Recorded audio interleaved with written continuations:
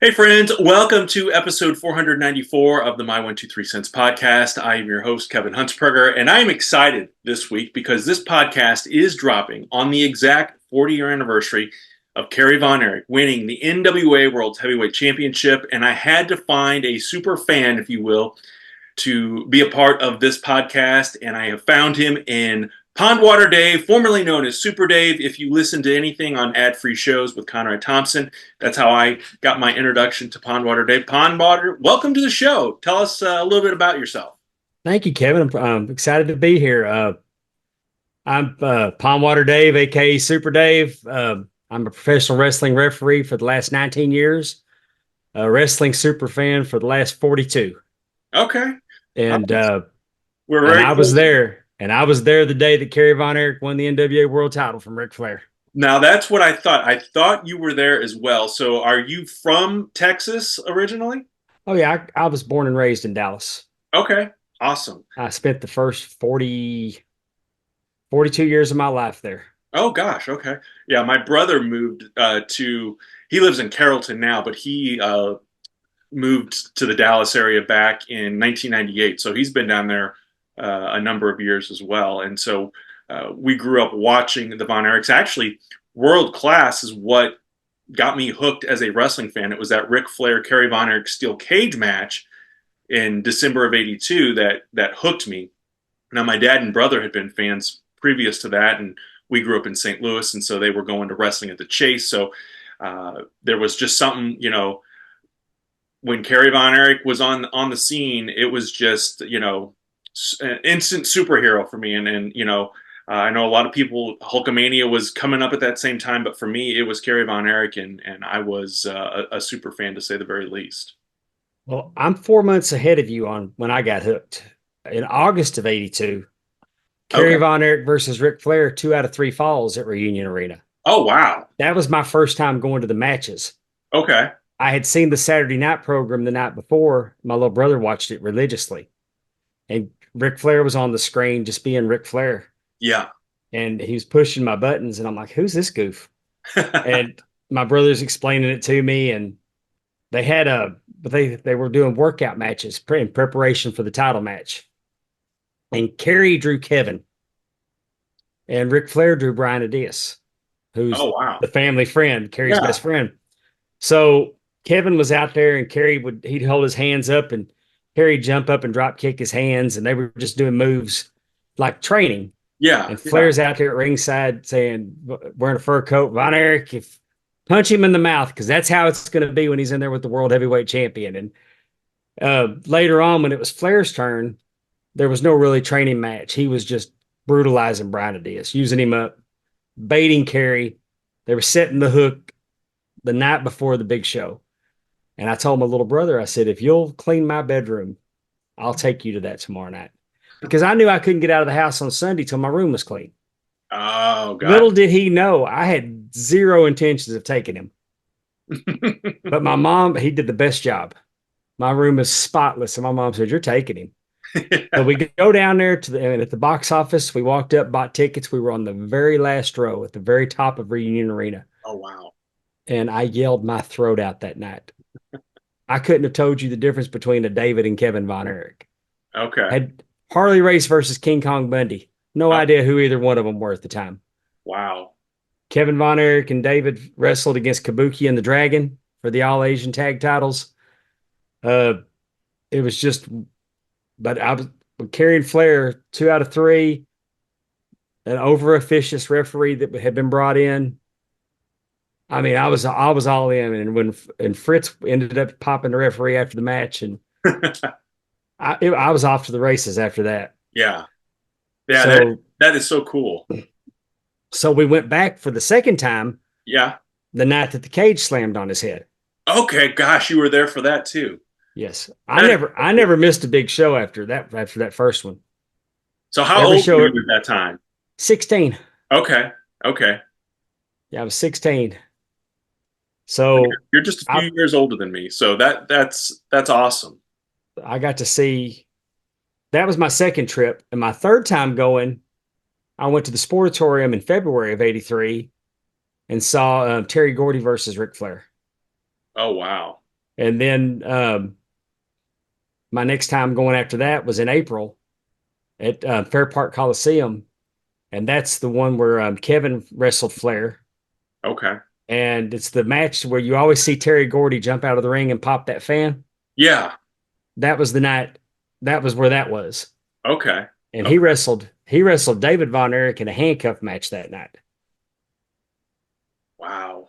And I'm going to go ahead and brag a little bit. If you Yeah, look please. behind me, that yellow Yeah. pair of tights on the wall, Yes. David was wearing them that night. Now, how did you get? David was wearing them at Reunion Arena the night that because he won the 6-man with the Freebirds earlier that night, That's right. and those were the tights he was wearing. He wore those all through '83. Now, are those the tights Kerry won or wore when No, they're not? Okay.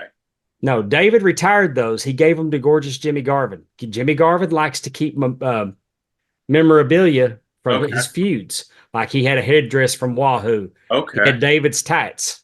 Okay. And no, when David retired those, then he started wearing a pair of yellow tights with the blue stripe on the side. Okay. Just Yes. had the black stripe. Okay. And Gotcha. then Kerry won the world title wearing the ones with the blue. Because when I got them, I thought these are also the tights that. And then when I got to looking, I saw it was blue instead of black. Gotcha. Okay. And then it made sense from what Garvin told me when he acquired them Labor Day of '83. Okay. So now I was trying to remember because I was 11 or 12 at the time when all of this was when I first really started watching World Class. Now, did they tape weekly or did they do a bunch of shows and then kind of spread them out throughout the month like they did back in the day with Superstars and the other syndicated programs?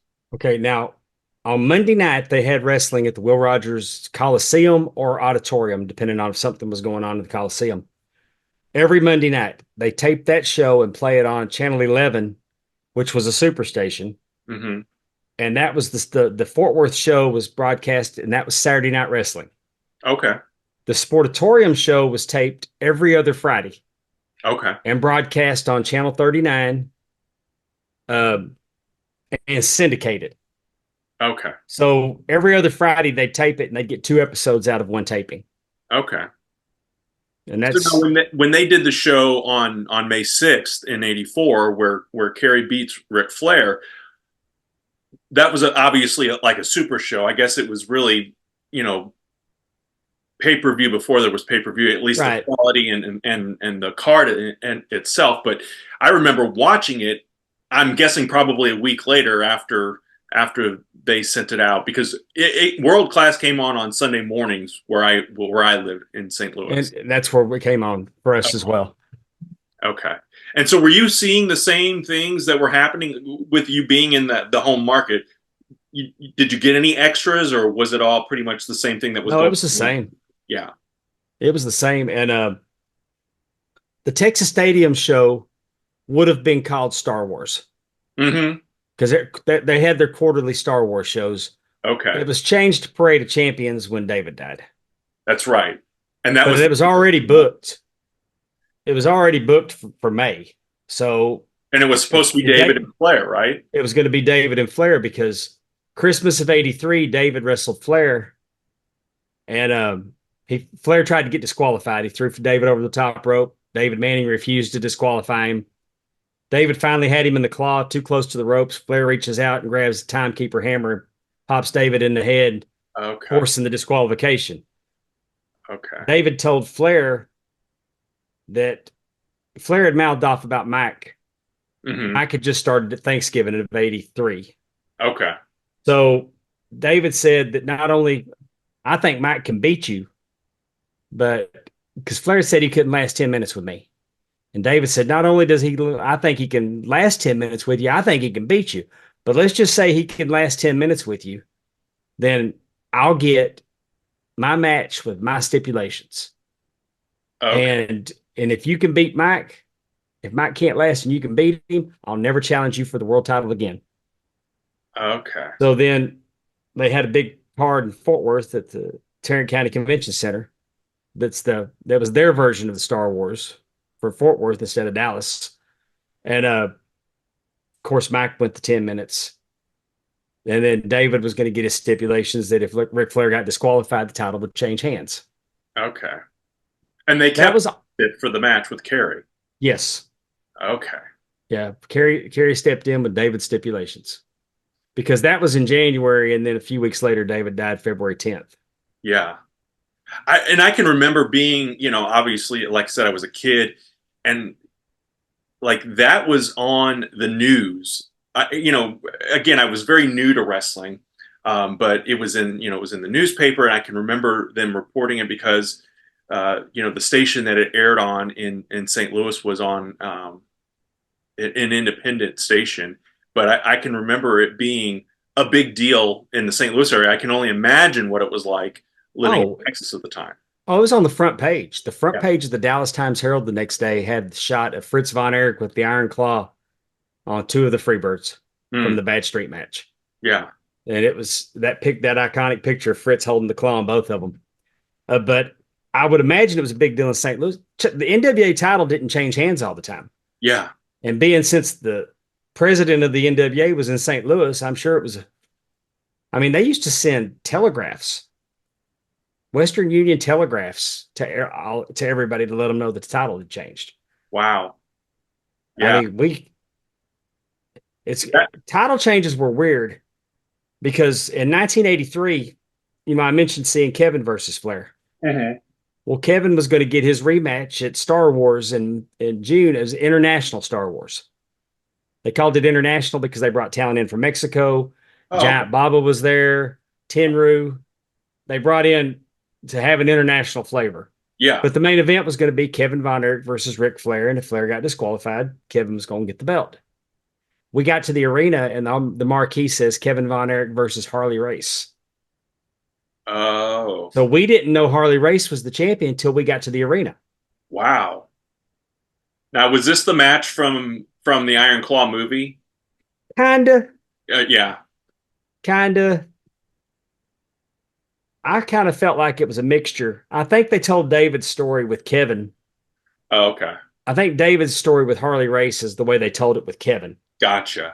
because David had got that all happened in like 77, 78. You Okay. can go back and find the match from St. Louis. Fritz is at ringside. David, looking not much bigger than Mike, Hmm. beats Harley Race with the Iron Claw. Okay. Harley Race dumps him off the top rope with a headbutt. David catches him with the claw. Nice. And that was like, so what they made it seem like that Kevin earned Harley Race's respect. Okay. It was really David that did. Yeah. But they kind of, but that, because in this match, the ending was that Kevin was hurt and David got Kevin disqualified because Race kicked out at, I mean, either punched David or kicked David, and David attacked him. Okay. But Okay. Kevin was selling an injured shoulder most of the match. Gotcha. And so they kind of blended it all together. Yeah. Well, and as I mentioned, St. Louis, and I'm jumping up ahead a little bit, but my very first show was a WWF show in December of '84, but then we went again in January, and I can't remember if the January show or there was another show in March of '85. So one of these shows, it was Flair versus Bruiser Brody as the main event, and the next one was Kerry Von Erich versus Ric Flair. And Flair got disqualified in both of those matches, but that was the one and only time I got to see Kerry live and in person. So I'm very jealous that you were kind of growing up in Texas and getting to go and see those matches. Now, did you ever have a chance to meet the Von Erichs? I know you mentioned gorgeous Jimmy Garvin a few minutes ago. I've met Kevin. Okay. I met Kevin for the first time in 2005 Oh, okay. and got to spend a little time with him. I met him. I've met him a couple other times, Hmm. and then I'd asked him a question on Twitter once, Uh-huh. and then all of a sudden he started following me, and he'd answer my questions in private messages. Oh, nice. And so until he got kicked off Twitter, we talked on Twitter a lot. Yeah. But I mean, he likes my collection.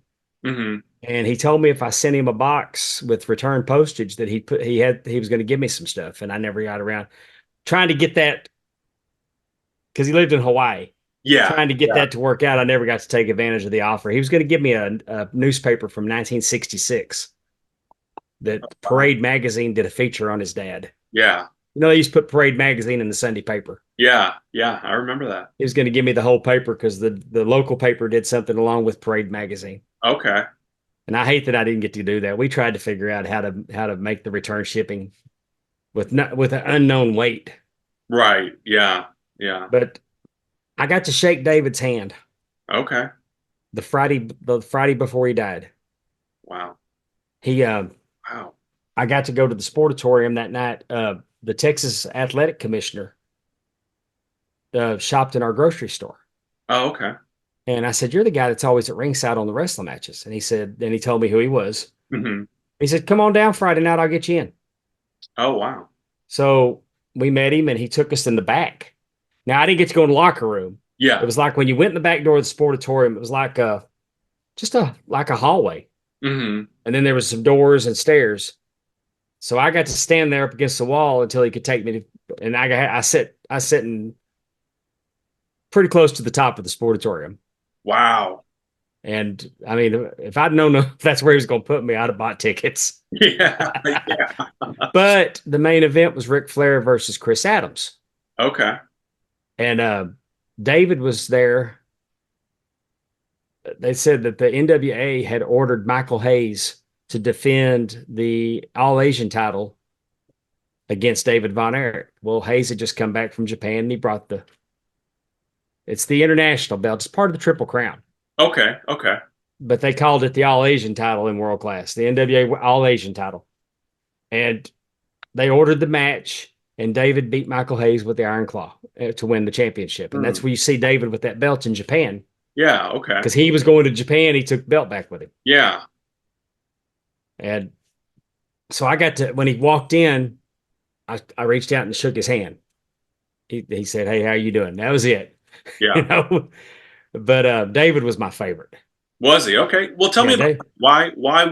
why was David your favorite? And do you think, had he not passed away, I think it's pretty inevitable he was going to be the one to beat Flair then at that show in May of '84. Oh, I believe that too. Yeah. And I mean, he'd had the hill run in Florida, Hmm. multiple times Missouri champion. Yep. That was the stepping stone. Yeah. And he had lost. He lost the Missouri championship to Flair.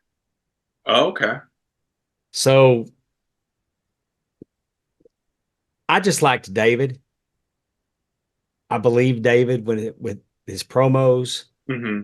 Kerry was a body guy. Hmm. Kevin was a high flyer. I felt like David. I felt like David could whoop anybody. Hmm. Yeah. That David was just cowboy tough. Yeah. I was going to say He Cowboys. was very believable. He grabbed Gary Hart around the throat one night and backed him up at the Will Rogers Coliseum. They have rodeos there, so there's like the gates, Hmm. and they had like a backdrop that they'd film their interviews on. And he grabbed Gary Hart and he took him outside the interview area and put him up against one of those gates. Oh, And wow. he was just talking to him. And he goes, "You disgust me." And he just I mean, and Gary Hart was selling it with fear. And Yeah. I mean, it was just something about David. Out of all the boys, I felt like he was a man and a half. Yeah. Yeah. And like I said, it was that, young kid watching and seeing, because like I said, I had watched wrestling at the Chase was primarily what I had seen prior to World Class. I don't know that we were even getting WWF at the time, but I was seeing Harley Race and Ric Flair and Andre the Giant would have make an appearance every once in a while, but there was something, when the Von Erich showed up on wrestling at the Chase, and then I transitioned and started watching World Class. Those were really the first two programs I can remember watching, and just becoming addicted to it after that. And then I started buying the magazines, and it just and '84 was a big year for Kerry because he won the title, only held it for 18 days, but he's on the covers of the magazines, and he's at that back then they did posters and stuff, and I can just remember buying all, every time we could go to the store, and I'd spend my allowance on those magazines and just whatever I could get my hands on. And it's just looking back on it and remembering it, it's just brings back so many fond memories. And I thought watching it on TV was pretty awesome, but being there, that had to be. I heard it was very hot that day, but it had Oh to yeah. be a pretty amazing show to be a part of. Let me tell you about Texas Stadium. In all my years of going to events at Texas Stadium, I'd been to demolition derbies, I'd been to concerts, I'd been to football games and the wrestling. And I never, I'll take it back one time. And every time I ever visited Texas Stadium, was I comfortable. In the summertime, it's an oven. In the Hmm. wintertime, it's a freezer. I went and saw Garth Brooks there one time. Uh-huh. It was when they filmed the specials for NBC, that first set of specials that he Uh-huh. did where they lifted him up and he flew across the stadium. Yeah. We get set just inside the lower bowl. But when you walk through the entranceway, there were seats right above the entrance. So you'd have to come up and you could sit over the entrance. Well, where we were sitting was right below a luxury suite. And with the window open, it would pull the air out. Mm. So all night long, the air conditioning was blowing on me. Oh, Only event I was ever comfortable at in Texas Stadium. But nice. it was hot that day. It was electric. Yeah. You, today's fans watching it now on Peacock Hmm. don't get the full effect because they don't get to hear Kerry Von Erich come out to Tom Sawyer. Hmm. But Tom Sawyer hits and it plays just a little bit and then it turns off. And Kerry hadn't come out. And they just waited and the anticipation built. And then you hear Tanya Tucker, When I Die, play David, because David came out to Texas When I Die. Yeah. And then Kerry came out. I just got chills telling you about it. I bet. It's so cool if you can watch it with the original music. Yeah. Just that effect. And man, when he got the 3 count, it was like everybody just kind of paused for a second. Is it real? Yeah. How are they going to give the belt back to Flair this time? Hmm. Because you'd seen it so many times, Yeah. Yeah. and it was incredible, incredible, electric. Everybody was slapping hands, and and the crowd was so loud. It was just an incredible thing to be in the audience for. Yeah. That's The only sporting event I've ever been to that was even close was Nolan Ryan's 5,000th strikeout. oh, okay. But that popped and was over. The buzz continued. Yeah. So, and that was a big deal to see the NWA championship change hands. Sure. I Was mean, that? Oh, go ahead. that just didn't happen all the time. Yeah. Was that match that was it then? Did the show come to an end after that? And I mean, I imagine the celebration and people were No, excited. I don't remember what came after that, Hmm. but it wasn't the last match of the day. Oh, okay. And that wasn't uncommon for world class. Uh, I remember the Bad Street match. And if I watch it back now, I can kind of remember some of those. I remember Gino Hernandez coming out and I didn't know who he was. Okay. And somebody had to tell me that's Gino Hernandez. Hmm. Uh, I just didn't recognize him. Yeah. I'd seen him on Southwest Championship Wrestling. World class is what I got. We didn't have cable. Yeah. And then I'd get to see Georgia Championship Wrestling if I went to my friend's house over in Mesquite, Texas. Okay. If I happened to be at his house on a Saturday or a Sunday, I Hmm. could catch the TBS show on the Superstation. Yeah. But then when I got cable, it was a whole new world. And on Sunday mornings, USA Network showed Southwest Championship Wrestling. So I got to see Bob Sweetan and Tully Blanchard and Gino Hernandez and Eric Embry, the Sheep Herders Hmm. when there was 3 of them. Oh, okay.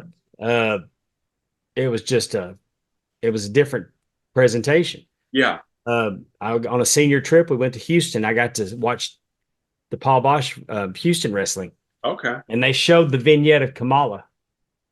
Oh, Where the one they say that was filmed in Jerry Jarrett's yeah. backyard. But Yeah.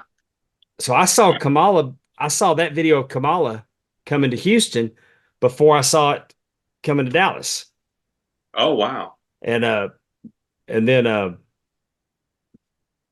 course then eventually WWE took the Southwest time slot, and I always watched 605 when I could. Yeah, yeah, And as a matter of fact, I bought my first VCR just to tape the 605 show so I could hear Dusty Rhodes and Ric Flair cut promos. yeah, Because when Kerry won the belt, I realized it wasn't Kerry winning the belt that I wanted to see. I was going to see Ric Flair. really? That's when I realized that the thrill was in the chase. Yeah, And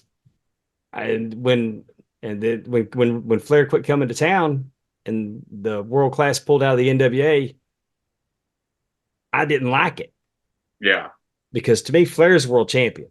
right. And I mean, you just made the American heavyweight champion, the world class world champion. It never hit the same to me as the NWA did. Yeah, it definitely did not feel the same after that. I would agree with you on that. Do you think that's what ultimately started hurting some of the territories when they pulled out of the NWA and it's specifically world class? Because to me, world class was the end all be all in those early days for me as a fan. Well, And they really didn't have a Flair be choice. there. Yeah.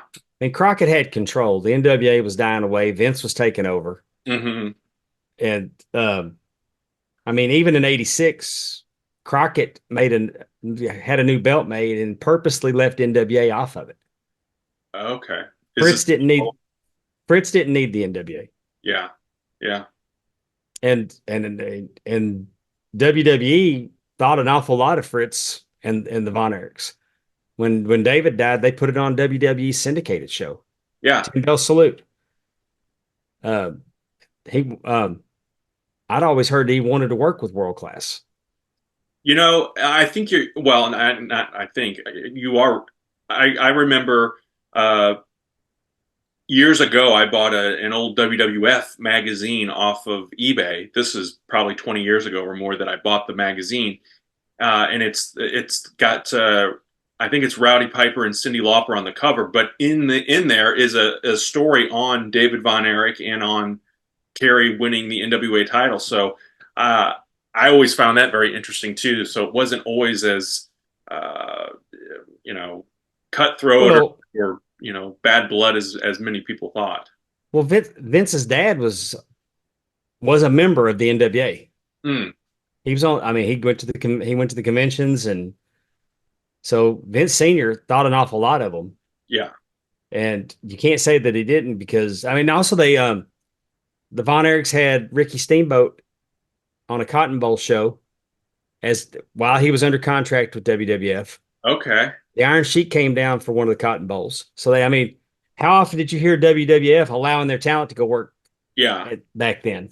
Well, and I can remember Andre wrestling at World Class. He teamed up with Iceman King Parsons against I think it was it was the Irwin brothers, but they wore masks. Yes, it was the And Super Destroyers with yeah, Akbar. and I was JYD was there I at was one. there that night. Were you? Yeah, when that Iceman jumped off of Andre's shoulders, Yeah. the size of Andre's hands are what I remember about seeing him in person. Really? Yeah, I felt like his finger was as big as my wrist. I'd Yeah, seen he's him one on I never got television, to but see. seeing him in person.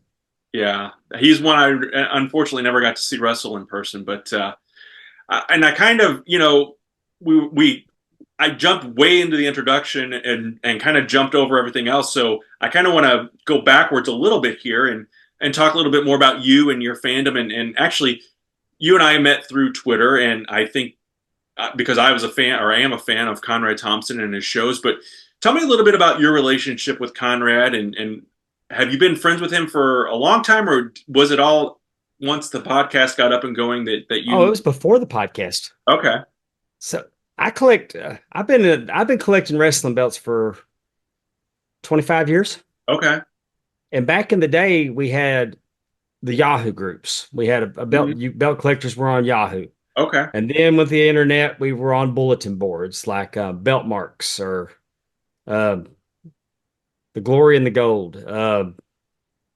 Belt Marks was the Glory and the Gold, and then it went to went to Belt Marks, and then later became Belt Talk. But the belt, most of my wrestling friends came through the belt hobby, Okay. and that's how I met Conrad. Is because we were just through the belt groups, and I met him. I met him down in New Orleans at WrestleCon initially. Okay. The year that they had WrestleMania in New Orleans, it was the year that the Undertaker lost. Okay. WrestleMania 30. I didn't go to WrestleMania. I went to WrestleCon that day. Okay. My friend Russ Miller was one of my belt friends. I live now I'm in Mississippi. I live 3 hours from New Orleans. I drove down there to see him. Oh, okay. Cool. And we hung out, went to WrestleCon, went to the Hall of Fame that night. All right. And but he introduced me to Conrad. And he told me, say, hey, Conrad owns the big gold belt. Oh, that's cool.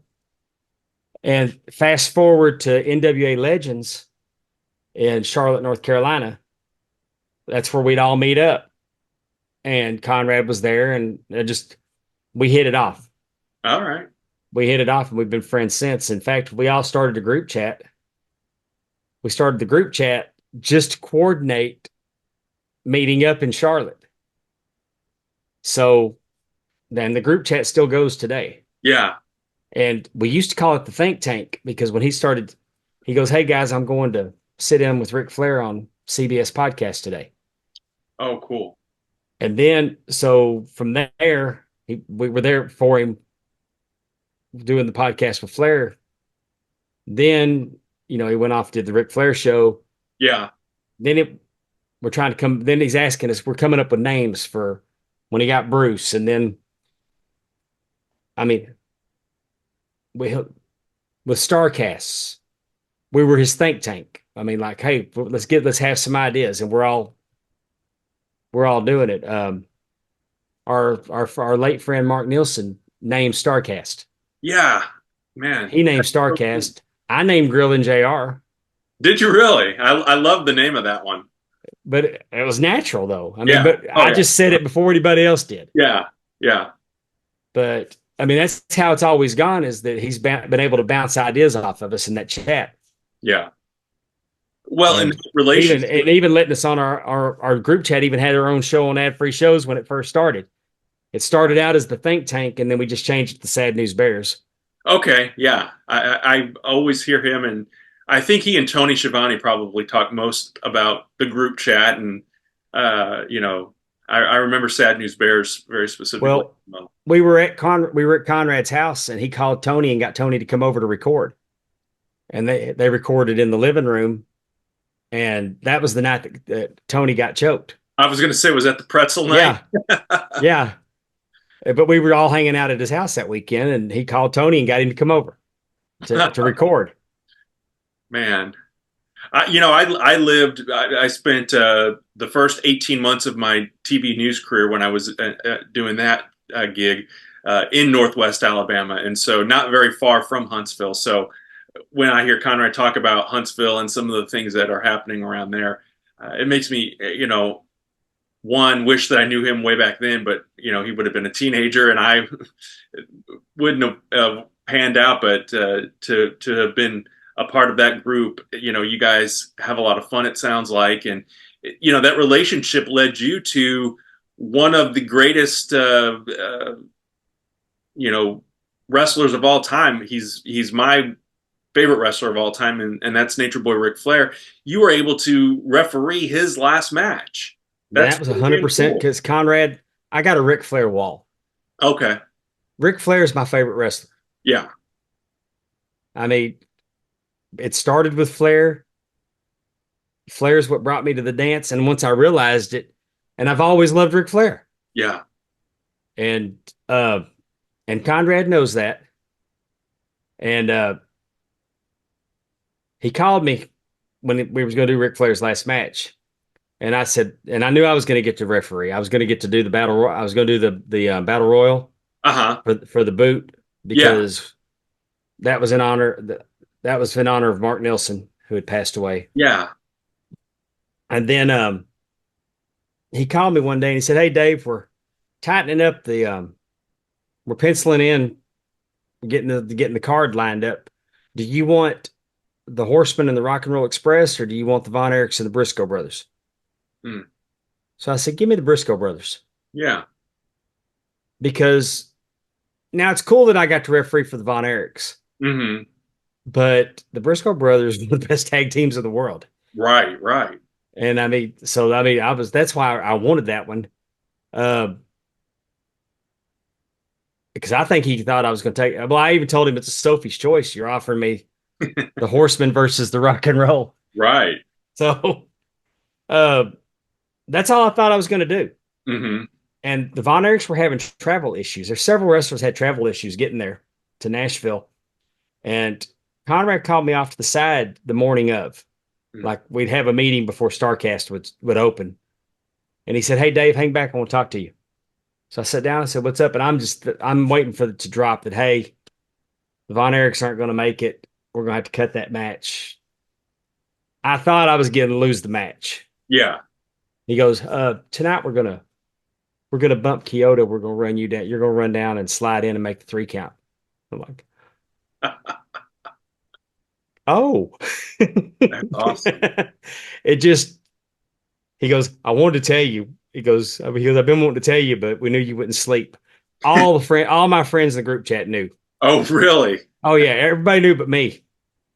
So I thank him, and I mean he could knock me over with a feather. Yeah. And I got up and I walked up to my wife, and have you ever been in a situation where you knew if you just said one word you were going to lose it? Yeah. Yeah. I was overwhelmed. Yeah.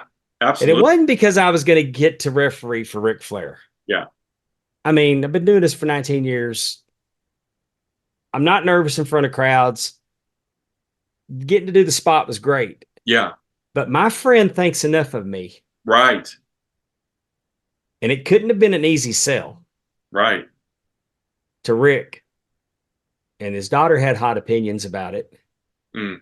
So I don't know. Jeff Jarrett didn't have a problem with it. Yeah.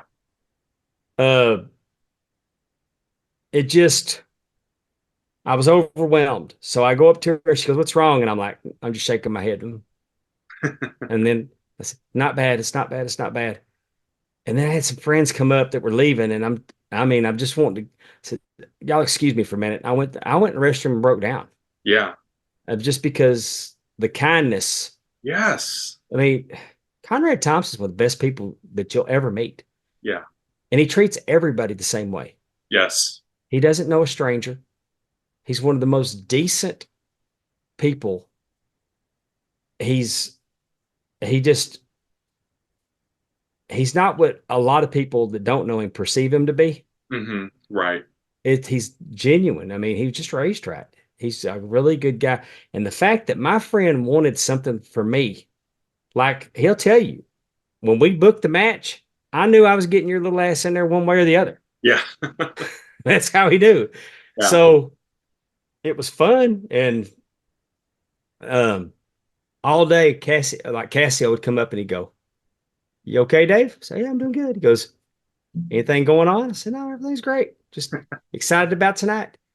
I knew he knew, and he knew I knew, but I'm not saying it to anybody. Right. Right. I Right. mean, nothing. The only thing I told my family, I told my brother, and I said, "Ike, tonight, don't let mom go to bed after my match. Make her watch till the end." That's all I'd tell them. Yeah. But I mean, I'm not saying nothing to anybody Yeah. because there's not going to get to a dirt sheet, Right. nothing. Right. I'm not taking any chances that I'm not blowing this for myself by Right. telling anybody, even the people I know that know I'm not saying anything. Yeah. So, and I just remember riding over to the Coliseum, and I walked out, and I was looking at the setup. I was looking at how big the arena was, and I walked over by the ring, and Jeff Jarrett comes walking down the ramp. And the first time I met Jeff Jarrett, I saw Jeff Jarrett wrestle Tully Blanchard in 2005 Oh, wow. at a Wrestle Reunion. Okay. Kevin Von Erich, special referee. Supposed to be Ricky Steamboat, but he got hired back by WWE and he had to leave. Okay. So Okay. they slipped Kevin in there as special referee. Baby Dolls with Jeff Jarrett. No, Baby Doll was with I want to say Baby Doll was with Jarrett instead of Tully. Interesting. Anyway, I know it was a good match. Tully blew him. I think I was told that he was blown up. He looked blown up. He's not used to wrestling that style of match. Mm-hmm. Sure. And Tully was all about conditioning. Yeah. Anyway, first time I saw Jeff, I was wanting to ask him, what did Tully Blanchard do different than everybody else that blew you up?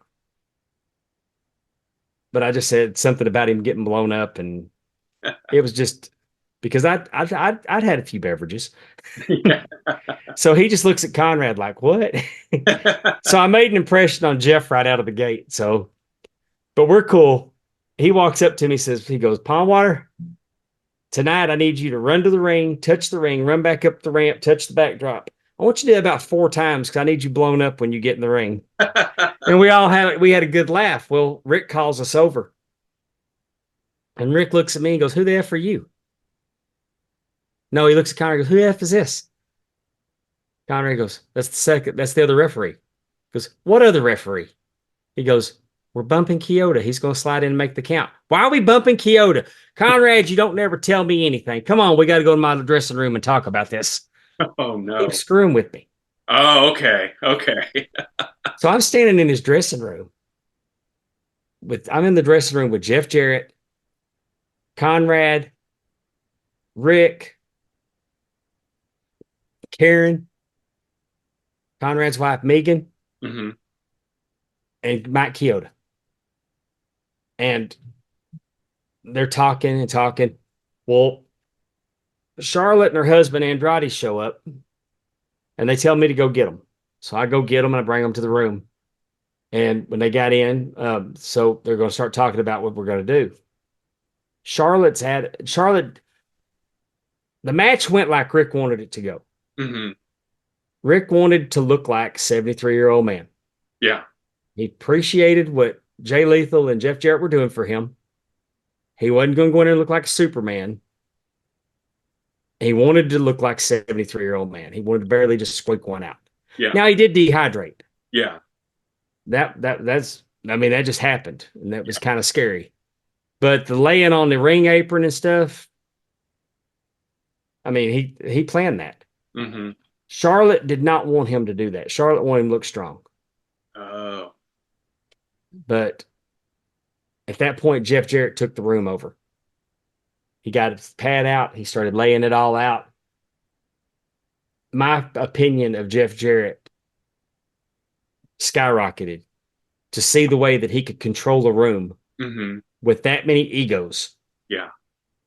And just do what he does. And it was so cool to just sit there and watch it. Yeah. Wow. And it was funny though, because Rick told Charlotte, he goes, Ashley, I need you to go wait outside. The men are going to talk now. Oh, And she looked, it took her a second that her dad said that to her. yeah. And he was laughing. And that kind of broke the tension in the room. Yeah. And I still kind of get starstruck around her because she's probably my favorite active wrestler. Yeah. Yeah. And she's just awesome. She's a great performer. She's surpassed what her dad does. Mm-hmm. To me. Yeah. But it was just a great night. And when I tell you, seeing the people I saw backstage, which was completely out of control, by the way, for a backstage setting, but what would you expect from Ric Flair? Yeah. But I walk into Gorilla. Road Dogg and his brother, Scott, Mm-hmm. and Dr. Tom are running Gorilla. Okay. So I got Road Dogg in my ear all night when I'm out there. I walk back here and Michael Hayes is sitting there helping too. Oh, wow. I love Michael Hayes. Yeah. Yeah. I mean, I'm going to say, yeah, you're representing. By the way, the Bad Street USA shirt was my first piece of wrestling merchandise that I ever wore. Really? I had a Bad Street USA shirt when they came out. That's awesome. And so I see Michael Hayes, and then there's the Hurricane. So then I go and I do my work, and I come back, and I walk into Gorilla, and there's the Undertaker. and Wow. his wife. So I shake hands with Taker and his wife.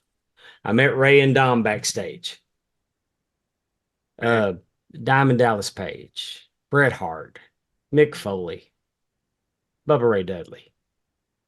Uh, I mean, when you think about it, and getting to referee the Von Erichs and the Briscoes was quite a thrill. Right, right. I went to the ring early because I didn't know they were going to do that segment with Jerry Lawler Uh-huh. and Jerry Jarrett. So I'm just standing in the ring watching the monitor, and I'm just kind of looking around the arena, taking it all in because I've never been in front of that many people before, Yeah. and I'm not nervous, but I'm taking it in. I got a minute to take it all in, and then the Von Erichs music hits, and it sounds kind of like Stranglehold, but it's not. But it kind of does. Yeah. It's that Yeah. riff, Yeah. and the crowd erupts, and it was just a cool moment. And then when it was time to run down, I didn't have time to think about it. It was just, I don't fall down. Right, right. Be Charles, not Titus. Be Charles, not Titus. Yes. So I run in, slide in. Tony Schiavone tells me at the ringside, he goes, I can't wait for you to hear the playback. He goes, I gave you the sting treatment. It's Super Dave. Tony Schiavone and David Crockett are my all-time broadcast favorite duo. Okay. Give me David Crockett and Tony Schiavone any day over anybody. Yeah. And they're calling the biggest moment of my I'm never going to do anything bigger than that. Man. So it was just so cool. And then things would sink in. I worked with Jeff Jarrett and Jay Lethal and Andrade. I got to work in front of the Undertaker. How often the Undertaker sit in the crowd and watch? Right. Bret Hart, all those people I named, they're watching. Yeah. I got to perform in front of people that don't sit in the crowd and watch. That's pretty awesome. And it was like one thing after the other that they would hit me after the fact. This was cool. This was cool. And I mean, I could never repay Conrad's kindness for putting me in that position. Yeah. I was fortunate, I listened to the Ric Flair podcast. That's how I first got air quote here introduced to Conrad. And then I just reached out to him in probably within the first month or so of him doing something to wrestle with Bruce Pritchard. I reached out to Conrad and just asked if he'd be a guest on my podcast. And I'd only been doing the podcast a couple of years at that point. And he was like, yeah, sure, man. And it sent me his phone number. And, we talked for, I don't know, a half an hour or so and knocked out the show. And I met him a year later he and Bruce were doing a live show in St. Louis. And I drove up. I live in Southern Illinois now and drove up for that. And I got to meet him. He's so awesome. Hearing him talk and then talk about you guys and even the co-hosts, some of the co-hosts, I feel like I'm friends with these people, even though, maybe our only meetings have been on social media, but it's a cool experience. And it's a great way, again, like social media can be divisive, but it can also be uniting and connecting fans like us. So I'm appreciative for that. That was Conrad's vision for ad-free shows. It was based on our group chat with our wrestling friends. He wanted everybody to have wrestling friends. Mm-hmm. And I was at that St. Louis show. Oh, were you? Okay, cool. You remember the guy that stood up and had the penis mask? Yeah. It said his name was Dave Meltzer? Yeah. That was me. Wow. I did not know. Obviously, I did not know that. That's awesome. That was a cool trip because that was the first time I'd met Bruce in person. Okay. It's the first time I picked Dave Silva up at the airport. It's the first time I'd met him in person. Okay. And he's in the group chat, but it's like you've known him your whole life. Yeah. That afternoon, after we went and ate pizza in St. Louis, I can't remember the name of the place, but he said Jim Cornette told him to go there. That had to have been a rib. The pizza was horrible. But anyway, after we got through eating, Bruce said, y'all want to go see King Tut? And we went to the King Tut exhibit. So I went with Bruce and his daughter and my wife and Silva. We all were hanging out because Conrad was having a hard time getting there. Yeah. We did car trouble. Okay. And but I got to spend the afternoon with Bruce and we went and saw King Tut. I've got a picture on my wall over there where we did the gimmick where they did the Photoshop and put us in the King Tut gear. Okay. That's awesome. That's awesome. Well, Dave, it has been great talking to you and reliving these memories. Anything you want to add or plug before we wrap up this week's episode? I'd like to plug my podcast. Sure, please do. It's called Talking Wrestling with Pondwater Dave. We do it live every week, either on a Tuesday or Thursday. Most nights it's Tuesday. Like this week, we're going to do Thursday to Okay. accommodate a guest. It's Tuesday unless we're accommodating a guest. Okay. Our mission statement is to promote independent wrestling. Nice. We will talk about current things. Like, well, this week we'll have his name's Justin Flo. Okay. It'll be after by the time this airs, Yeah, sure. but we'll have an independent wrestler on, and then we'll talk about Dark Side of the Ring, the Sherry Martel episode. Okay. So we'll do a little bit. There's a lot of craziness. We cut up.